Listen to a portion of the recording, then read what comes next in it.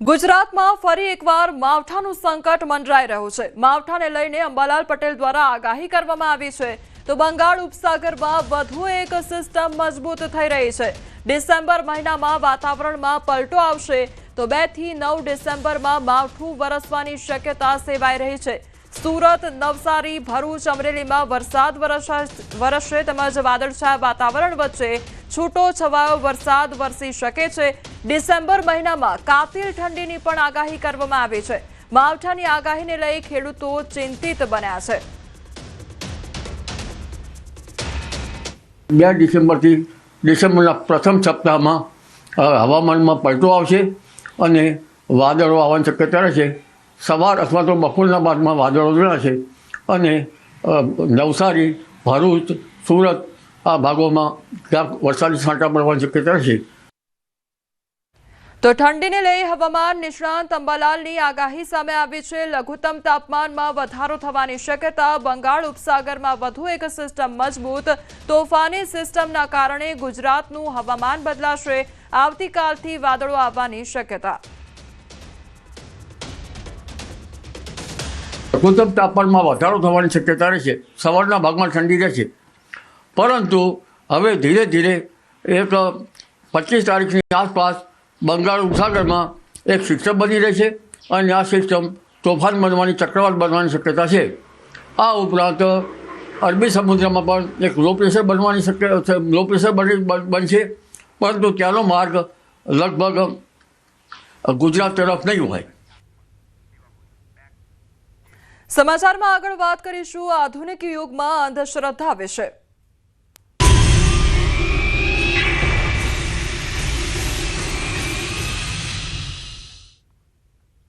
આધુનિક યુગમાં પણ અંધશ્રદ્ધાનું જીવંત ઉદાહરણ સામે આવ્યું છે। છોટાઉદેપુરમાં જોવા મળ્યું છે આ ઉદાહરણ અને બીમારીમાં મૃત્યુ પામેલા વ્યક્તિના સ્વજનો આત્મા લેવા માટે છોટાઉદેપુર સિવિલ હોસ્પિટલ ખાતે પહોંચ્યા। 3 દિવસ પહેલા બીમારીને કારણે એક વ્યક્તિનું હોસ્પિટલમાં સારવાર દરમિયાન મોત થયું હતું, જે બાદ સ્વજનો ભુવાને લઈને આત્મા લેવા માટે હોસ્પિટલ ખાતે પહોંચ્યા હતા। આજે મૃતકનું સૂતક હોવાને લઈને પરિવારજનો વિધિ કરી આત્મા લેવા માટે આવ્યા હતા। તો મૃતકના પરિવારજનો છોટાઉદેપુરના ખોડીવલી ગામના રહેવાસી છે। સ્વજનોની આ વિધિને કારણે આસપાસ પણ કુતૂહલ જોવા મળ્યું હતું।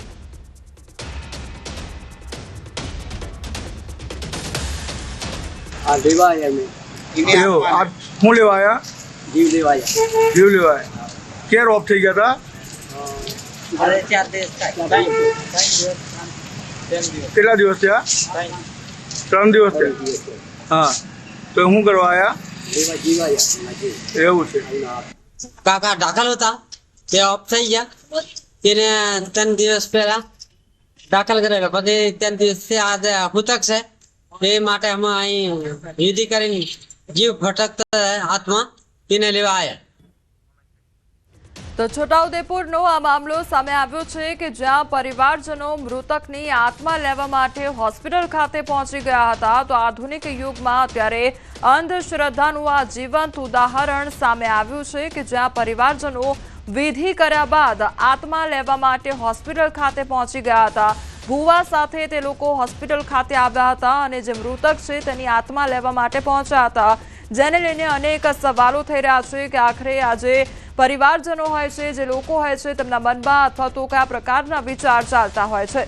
તો અમારી સાથે હાલ સંવાદદાતા સહેજબ જોડાઈ ગયા છે। સહેજબ, છોટાઉદેપુરની આ ઘટના કે જ્યાં પરિવારજનો આત્મા લેવા માટે પહોંચી ગયા, એટલે શું છોટાઉદેપુરમાં આ પ્રકારની ઘટનાઓ અવારનવાર બનતી રહેતી હોય છે? ખાસ કરીને છોટાઉદેપુર જિલ્લો આદિવાસી બાहुल्य ધરાવતો જિલ્લો છે અને ખાસ કરીને છોટાઉદેપુર જિલ્લાની અંદર મોટા પ્રમાણમાં આદિવાસીઓ રહેતા હોય છે। જ્યારે આજે જે ઘટના બની છે છોટાઉદેપુર સિવિલ હોસ્પિટલ ખાતે, જે 3 દિવસ પહેલા એક જે વૃદ્ધ છે તેઓ ત્યાં મૃત્યુ પામ્યા હતા, ત્યારે તેઓના સ્વજનો આજે સિવિલ હોસ્પિટલ ખાતે પહોંચ્યા હતા અને વિધિવત રીતે, એટલે કહી શકાય કે જે આદિવાસી વિસ્તારની અંદર જે ભુવા કહેવામાં આવે છે, જે ભુવા ત્યાં વિધિ કરે અને વિધિ કર્યા બાદ ત્યાં તેઓની આત્મા ના ભટકાય તે માટે તેઓ ત્યાંથી આ રીતે આત્માને તે એક લાકડાના ખૂંટાની અંદર લઈ અને તેઓ પોતાના વતન એટલે પોતાના ઘરે જઈને વાડામાં એક ખૂંટો નાખતા હોય છે। એટલે એક કહી શકાય કે આદિવાસી વિસ્તારની માન્યતા અને એક તરફ દેખવા જઈએ તો આ યુગની અંદર એક અંધશ્રદ્ધા છે તે હાલ જોવા મળી રહી છે। એટલે ખાસ કરીને જ્યારે આજે આ જે ઘટના બની છે તેના કારણે આસપાસના વિસ્તારના લોકોની અંદર કુતૂહલ જેવા દ્રશ્યો સામે આવ્યા છે અને જે સ્વજનો જે છે તે તમામ લોકો જે સિવિલ હોસ્પિટલે પહોંચ્યા હતા અને બહાર ગેટ પાસે જ આ રીતે જે વિધિ કરવામાં આવી, લાલ કાપડ લેવામાં આવ્યું, નારિયેળ લેવામાં આવ્યું અને ત્યાંથી તેઓને વિધિવત અડધો કલાક પોણો કલાક જે વિધિ કરવામાં આવી ત્યારબાદ તેઓ ત્યાંથી એક લાકડા કુટુંબ રહીને તેઓના ઘરે જે હતા. આ જે પરિવાર જે છે તે છોટાઉદેપુર તાલુકાનું જે ખોડીવાડી ગામ છે કે ત્યાંના છે અને 3 દિવસ પહેલા જે છે તે વૃદ્ધ છે ત્યાં તેઓનું મૃત્યુ પામ્યું હતું. જી સહેજબ, અત્યારે બે તસવીરો આપણે બતાવી રહ્યા છે. એક તરફ દાહોદમાં પણ આ જ પ્રકારની ઘટના બની હતી કે જ્યાં પરિવારજનો ભુવા સાથે પહોંચ્યા હતા. અત્યારે છોટાઉદેપુરની એ ઘટના કે જ્યાં પરિવારજનો ભુવા સાથે પહોંચ્યા અને આત્મા લેવા માટે પહોંચ્યા. એટલે ત્યાંના લોકોમાં જાગૃતિ લાવવી અત્યારે કેટલું જરૂરી બની ગયું છે, કારણ કે આસપાસના લોકો જેમને નથી ખબર તે લોકો પણ આ જોઈને વધુ શીખી રહ્યા છે. હા, બિલકુલ એ વસ્તુ છે કે જ્યારે આજે ટેકનોલોજીનો જમાનો છે, ટેકનોલોજી જમાનાની અંદર પણ આદિવાસી વિસ્તારની અંદર આજે પણ જાગૃતતા નથી. ખરેખર એક સરકાર દ્વારા પણ અને આદિવાસી વિસ્તારના આગેવાનો દ્વારા પણ એક આ જાગૃતતા ફેલાય તે માટેનું પણ એક કેમ્પેન ચલાવવું જોઈએ, કારણ કે અવારનવાર આ રીતે જે ઘટનાઓ બનતી હોય છે ત્યારે ટૂંક સમય પહેલા જ્યારે દાહોદની અંદર પણ બનાવ બન્યો ત્યારે હવે ફરી આજે છોટાઉદેપુરની અંદર પણ આ જ સેમ જે ઘટના છે તે જોવા મળી રહી છે. એટલે ચોક્કસથી આજે અવેરનેસ આવે તે માટેની એક કેમ્પેન રાખવામાં આવે અને આજે વિસ્તારના લોકોની અંદર જાગૃતતા ફેલાવવામાં આવે તે ખૂબ જરૂરી છે.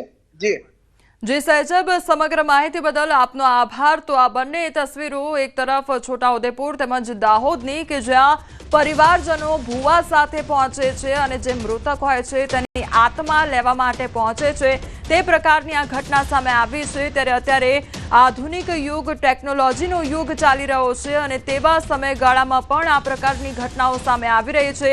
અંધશ્રદ્ધા લોકોમાં જોવા મળી રહી છે અને લોકો હજુ પણ ભુવાની વાત માની રહ્યા છે અને ભુવાને લઈને આવે છે, ઘટના સ્થળે પહોંચે છે, જે હોસ્પિટલ છે ત્યાં આગળ પહોંચી જાય છે અને મૃતકની આત્મા લેવા માટે આવ્યા છે તે પ્રકારની વાતો કરી રહ્યા છે. તો આ તરફ દાહોદની પણ એ તસવીરો સામે આવી છે કે જ્યાં થોડા સમય પહેલા આ ઘટના બની હતી, જેમાં અકસ્માતમાં મૃત્યુ પામેલા વ્યક્તિના સ્વજનો આત્મા લેવા માટે હોસ્પિટલ પહોંચ્યા હતા. મધ્યપ્રદેશના સ્વજનો તાંત્રિકને લઈને હોસ્પિટલ પહોંચ્યા હતા. પૂજા વિધિ કરી સફેદ કપડામાં તાંત્રિક ધૂણતા આત્મા લઈને નીકળ્યા હતા. તો આત્મા લઈને રસ્તા પરથી નીકળતા કુતૂહલ સર્જાયો હતો. 3 મહિના પહેલા અકસ્માતમાં ગંભીર ઈજા થતા દાહોદની ખાનગી હોસ્પિટલમાં તેઓને ખસેડવામાં આવ્યા હતા અને ત્યારબાદ મોત નીપજ્યું હતું. તો ત્યારબાદ જે પરિવારજનો ભુવા સાથે આત્મા લેવા માટે પહોંચ્યા હતા.